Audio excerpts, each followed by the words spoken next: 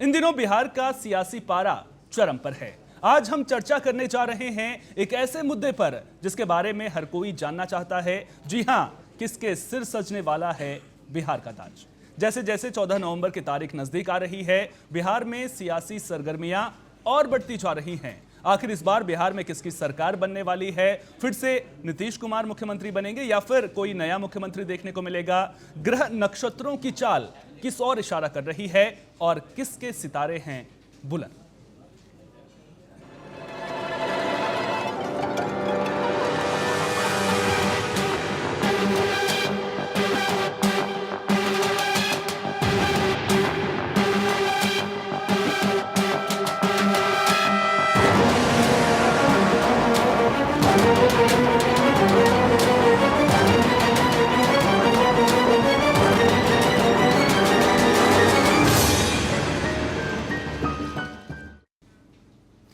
बिहार की सियासत की गलियों से निकलता है भारत की राजनीति का सूरज। बिहार का चुनावी सफर, उसके स्थायित्व के उठापटक और फिर सामाजिक क्रांति का आईना है।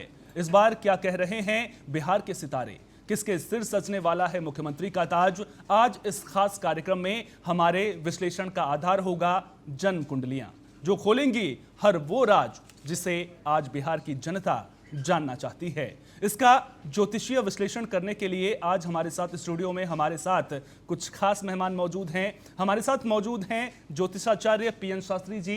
पीएन शास्त्री जी, बहुत बहुत स्वागत है आपका टीएनपी न्यूज पर। और साथ ही हमारे साथ में मौजूद हैं एस्ट्रोलॉजर रोमी जी। रोमी जी, आपका भी बहुत बहुत स्वागत। सबसे पहले अगर बात की जाए तो बिहार में अभी 5 मुख्य दावेदार हैं जो मुख्यमंत्री पद की रेस में हैं।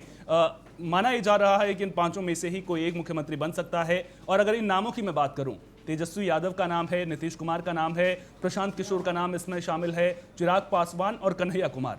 बिहार में बाजी कौन मार रहा है? और उससे पहले ये जान लेते हैं कि बिहार की भविष्यवाणी क्या कहती है। ये भी हम जान लेते हैं कि बिहार राज्य की जो स्थापना कुंडली है उसमें वर्तमान में कौन सी दशा और महादशा चल रही है। ये दशा राज्य के राजनीतिक माहौल को कैसे प्रभावित करने वाली है। पीएन शास्त्री जी, सबसे पहले आप इन सवालों का जवाब दीजिए। जो स्थापना कुंडली है, स्थापना कुंडली 2012 की है, जो बंगाल से टूट के बिहार बना था। तो इसके बाद 1947 15 अगस्त को भारत आज़ाद हुआ। तो स्थापना कुंडली का कोई महत्व नहीं रह जाता है। हम आज जो 5 नाम आप बता रहे हैं, इनके आधार पे आपको बताएंगे कि इनकी कुंडली में ग्रहों की क्या स्थिति है और ये किस स्थिति में रहेंगे, राजनीतिक स्थिति, राजनीतिक वजूद इनका क्या होगा। तो आप हमसे सबसे पहले जिसकी कुंडली के संबंध में जानना चाहते हैं वो आप हमसे पूछ सकते हैं। अच्छा, कुंडली के बारे में आपसे जरूर बात करूंगा, एक एक करके सबकी कुंडली के बारे में बात करूंगा, लेकिन जो ग्रहों की दशा है, दिशा है, वो क्या इशारा कर रही है इस बार? क्या बिहार परिवर्तन की तरफ बढ़ रहा है या फिर जो सरकार एनडीए की चली आ रही है वही एक बार फिर से बनती हुई नजर आ रही है? देखिए सोहन जी, मैं 6 अक्टूबर को आपके चैनल पे आया था और मैंने आपके चैनल पे सभी राजनीतिक दलों की स्थिति क्या होगी वो बताया था। और जो बताया था वही स्थिति आज बिहार की है। आप स्वयं मूल्यांकन कर सकते हैं। लेकिन क्या है कि राजनीतिक दलों की कुंडली के आधार पर किस राजनीतिक दल का क्या वजूद रहेगा, मैं आपके चैनल पे बता चुका हूं। अब आप मतलब जो है मुझसे ये जान सकते हैं कि किसका भाग्योदय होगा जो मुख्यमंत्री की शपथ ग्रहण 14 नवंबर के बाद करेगा। अच्छा, ठीक है। सबसे पहले नीतीश कुमार जी के बारे में ही बात कर लेते हैं। नीतीश कुमार जी की जो कुंडली है वो क्या कुछ इशारा करती हुई नजर आ रही है? क्या एक बार फिर से वो मुख्यमंत्री बनते हुए नजर आ रहे हैं? और जिस तरह से उनका अगर पॉलिटिकल बैकग्राउंड आप देखेंगे, पलटी मारने के लिए भी काफ़ी मशहूर रहे हैं। आपने भविष्यवाणी भी की थी कि वो पलटी मारेंगे। उनकी क्या कुछ ग्रह दशा बन रही है, उसके बारे में भी बताइएगा। साथ ही साथ में एक सवाल और ऐड कर देता हूं मैं इसमें कि क्या चुनाव की तारीखें, जब वोट डालने के लिए जनता बाहर निकलेगी, उससे पहले भी कुछ ऐसे समीकरण बन रहे हैं कि नीतीश कुमार पलटी मार जाए? देखिए मित्र, जहाँ तक सुशासन बाबू और वर्तमान मुख्यमंत्री माननीय नीतीश जी का सवाल है, तो इनका जन्म 1 तारीख को 1951 में हुआ है। 1 सूर्य का अंक है और जिस दिन मतदान होना है 11 नवंबर और 4 नवंबर को, उस दिन सूर्य और शुक्र का नीच भंग राजयोग है इनकी कुंडली के अनुसार। अब मिथुन लगन की क्या विशेषता होती है, थोड़ा हम विस्तार पूर्वक कम शब्दों में चर्चा करते हैं। जो मिथुन लगन में जिनका जन्म होता है वो लच्छेदार भाषण देने में पटु होते हैं, बातचीत करने की कला कोई उनसे सीखे, एक साथ कई कई कार्य प्रारंभ करके अपनी स्थिति को कैसे संभालना है, इस स्थिति में राजनीति में बहुत माहिर और सिद्ध पुरुष मिथुन लगन के देखे गए हैं।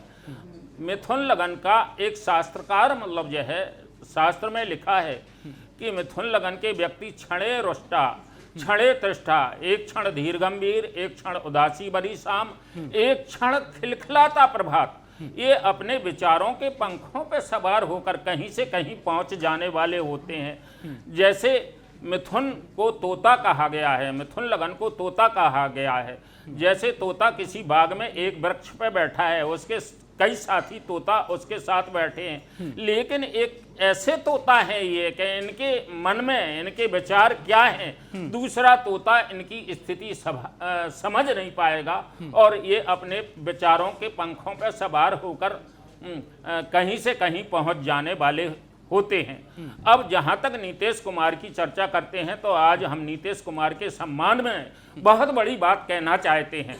माननीय नीतीश कुमार जी डॉक्टर स्वर्गीय मनमोहन के बाद अगर हिंदुस्तान की राजनीति में कोई ईमानदार नेता है तो वो श्री नीतीश कुमार जी हैं।